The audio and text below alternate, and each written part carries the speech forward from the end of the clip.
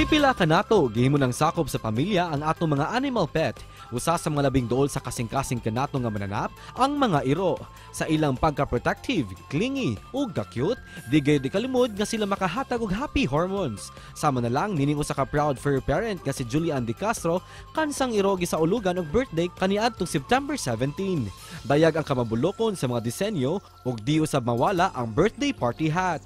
Ang birthday celebrant dog mao si Caitlin, 3 anyos, ug usa ka Shih-Tzu o Shih Tzu Poodle. Karong buntaga, ato siyang ibida kauban ng iyang fur mom, dinhilang sa GMA Regional TV Live.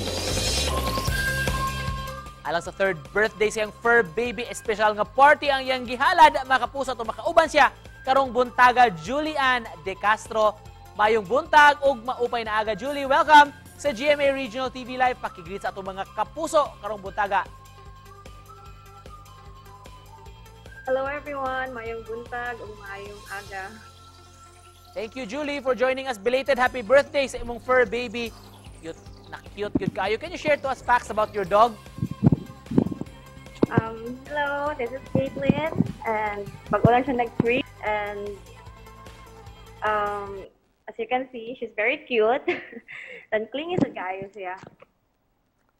We heard, Julie, nga kanunay ka nag-prepare og birthday party para niya. Unsa ka importante para nimo nga i-celebrate ang birthday?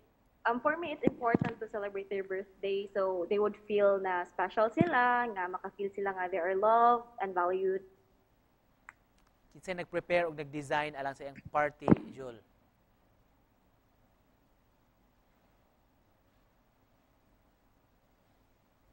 Actually, we do this every year, good, like every September 17. Then my family and I really helps each other. Magtinabangay, Jimmy, to prepare like from food and all the decoration. So kami ra sad mangunay og kuan prepare. Unsay nahatag nga may benepisyo sa imong dog para kanimo, Jul? Sir? Unsa may benefits nga nahatag sa imong dog, sa imong kinabuhi? It's the love nga kind of love nga although di mo sila masabtan through verbally, but you could feel their love and affection, like how they react or they kanang the way sila magsigig lambing. Number one benefit is it really relieves our stress. So sila gyud atong mga stress reliever nga. Aside from that, sila po atong alarm clock. Like magpukaw sila, they're barking, then kana sa naitaw sa gawas, sila ang ma-remind na itong naitaw sa gawas. Sa mga dog lovers, Julie, unsa may mahatag nimo nga advice alang kanila?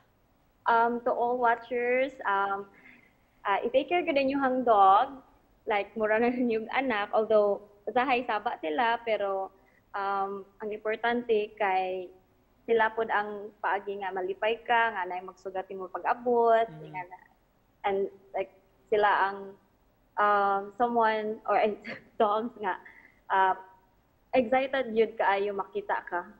Isang kuan one day ra mo di magingana. During sa birthday ni Caitlin, Julie, makabantay ba ni siya? Kung kibaw ba ni siya nga special Yeah, adlaw? of course. Makabantay siya kay mang-invite man gud mi sa mga friends na mo, closest friends and family. So, every time na mo sa tao, mo i-greet jud siya or before her birthday, mo greet ang mga tao niya.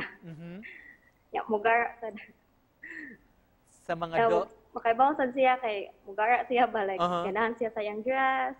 Wow. Pasuot dayon siya. Special gyud ay kaayo. Julie, sa mga dog lovers diha unsa may mahatag nimo nga tambag kanila? To all dog lovers and not dog lovers, always take care of the dogs because they also have feelings. They also have masakitan po na sila. Treat them as family or treat them as not just a pet but also like a human. Doon na ba kay plano, Julie, nga magpuno pa og mga dogs? Yeah, sa mong future plan na mo nga magbuhi may bigger dog. Julie, unsa may mga advice mahatag nimo unsa pag-amping sa atong mga dogs? akong mahatag lang kay always feed them, of course. Yeah, especially if init, atagin jud og tubig, yeah, always ligo them once a week. And also, itapad sila as long as masigo mo sa bed. Julie, thank you so much for joining us this morning. Salamat sa imong time ug happy birthday. Once more kang Thank you, Caitlin. sir. Mayong buntag. Bye-bye. Thank you, Julian Castro, mga kapuso.